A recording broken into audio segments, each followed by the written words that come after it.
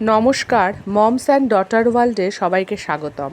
প্রচণ্ড দাবদাহের পর যখন এক পশলা বৃষ্টি আসে তখন মনটা শান্ত করে দেয় ঠিকই, কিন্তু যদি কোথায় যাওয়ার প্ল্যান থাকে সেটা কিন্তু একদম ভেস্তে দেয়। আজ সন্ধেবেলায় সবাই একটু রেডি হয়েছি।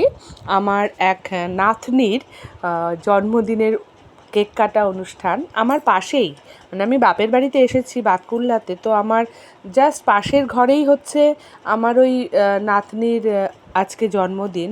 তো সেখানে আমরা যাচ্ছি, দেখুন কত এই ডিস্টেন্সটা, তার মধ্যে এত ঝড় জল বৃষ্টি, এত বিদ্যুৎ চমকাচ্ছে, এত বাজ পড়ছে, মানে আমরা যে যাব, আমরা রেডি হয়ে আছি সেই 7টার থেকে, এখন বাজতে চললো 8:30।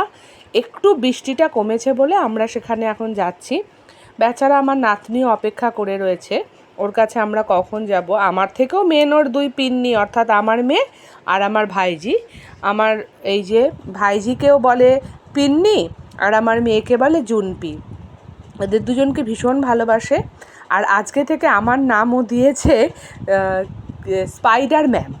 হঠাৎ করে কেন জানি না সে আমাকে স্পাইডার ম্যাম বলে ডাকছে, তো আমি বললাম ঠিক আছে তুমি তাই বলে ডাকো, আমিও তোমাকে তাই বলে ডাকবো।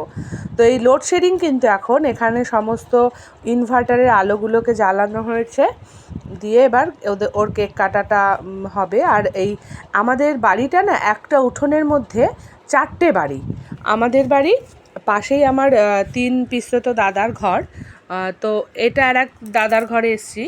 এরপরে আরও দুই দাদার ঘর থেকে ওরাও আসবে, বৃষ্টির জন্য কেউ আসতে পারছে না, তো সবাই এখন এখানে এসে যাবে।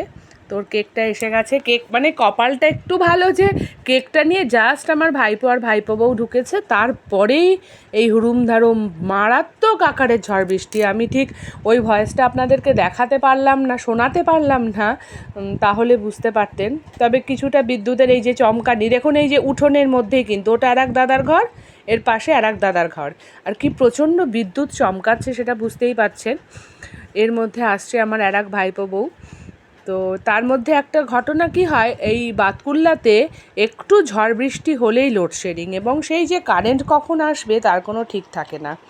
এই কেকটা আমার ছোট বৌদি, অর্থাৎ ওর ছোটো ঠাম্মি বানিয়েছে ওর জন্য। এটা নিরামিষ কেক, কারণ আমার ফুল বৌদি ওই কেক খাবে না, তো তিনি এই ভেজ কেক খাবেন, তার জন্য একটা নিরামিষ কেক বানানো হয়েছে ফুল বৌদির জন্য। সবাই মোটামুটি চলে এসেছে, কেকটা কাটা শুরু হয়ে যাবে। আর বাচ্চা তো ওরা তস হয়েছে না, যদিও ছবি তোলা হবে বলে ওকে বসিয়ে রাখা হয়েছে। সারাটা দিন অসম্ভব গরম ছিল, অসম্ভব গরম, আর সন্ধেবেলায় একদম এই অবস্থা দাঁড়িয়েছে। কতক্ষণে গিয়ে থামবে কি হবে কিছুই জানি না। আজকের তারিখটা হচ্ছে 10 তারিখ, 10ই জুন, ওর জন্মদিন। এর আগের জাস্ট ও জন্মেছে এখানে, ওর এবার 4 বছর বয়স, তার মধ্যে মাঝের বছরগুলোতেও হরিয়ানাতে ছিল, এবছরই এসেছে ও জানুয়ারি মাসে এখানে। আর খুব সুন্দর কথা বলে, মিষ্টি মিষ্টি কথা বলে।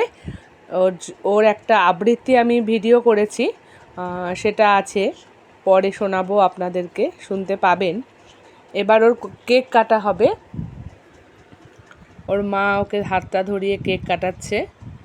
বাচ্চাদের কিন্তু যত যা কিছুই করুন না কেন জন্মদিনে, যতই ভালো মন্দ খাবার করা হোক না কেন, ওরা একটু কেক আর বেলুন আর এই মাথার টুপি, এতেই ওরা ভীষণ সন্তুষ্ট।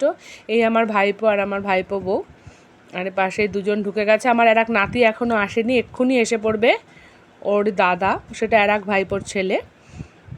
ওই যে ওর নিজে আগে একটুখানি মুখে দিয়ে নিল, কে কখন ওকে খাওয়াবে ওর তস হয়েছে না।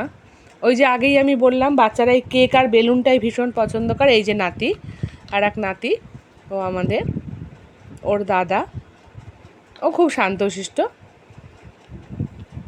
খুব আনন্দ পাচ্ছে, মজা করছে। আর লোডশেডিংয়ের মধ্যে সব বসে পড়েছি আমরা এখানে, একদম ঘরোয়াভাবে করা হয়েছে, যেহেতু 5 বছর হয়নি তাই কোনো বড় অনুষ্ঠান আমাদের হয় না। তো সবাই, আমিও আছি এবার, তো এরকম বৌদিকে বললাম বারান্দায় তুমি একটা কিছু পাতো, সেখানেই আমরা সবাই বসে আড্ডা মারি। তো ওখানে বসে গল্পগুজব আমাদের হচ্ছে, আর এই গল্পগুজবের মধ্যে সব কিছু হাসাহাসি সবই হচ্ছে। জন্মদিনটা মনে রাখার মতন, মানে বলা হচ্ছে প্রথম ফার্স্ট টাইম তুই জন্মদিনটা এখানে পালন করলি, তো তোর জন্মদিন তো চিরকাল মনে থাকবে। আর আমি বললাম আমি তো ভিডিও করছি, এটা মাঝে মাঝে দেখবি, তাহলেই তো সব মনে পড়ে যাবে। তো এদিকে খাওয়া দাওয়া শুরু করে দিয়েছে সবাই। আর এই কবিতাটা কবিতা